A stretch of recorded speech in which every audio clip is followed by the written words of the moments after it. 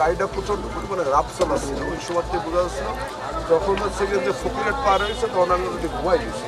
ঘুমার পরে এই জায়গায় যখন অ্যাক্সিডেন্ট হয়েছে তখন আমি দেখি আমার মাথায় ফাটে রক্ত পড়তেছে, আমার শার্ট পাট বেজে রক্ত। তখন আমি চারিপাশে তাকায় দেখি যে লোকজন সব শুয়ে গেছে, একদম হচ্ছে কিন্তু মানে অচেতন শোয়া।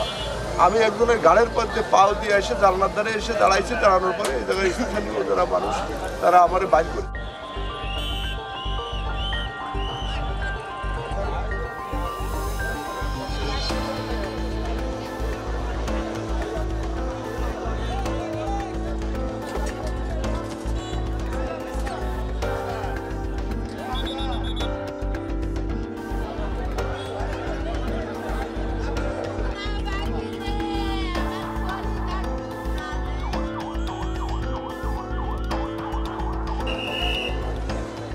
এক্স্যাক্টলি কারণটা আমরা এখনও জানতে পারিনি, তবে এটা প্রাথমিকভাবে ধারণা করা হচ্ছে যে গাড়ির একটি চাকা বাস্ট হয়েছে বলে মনে হয়েছে।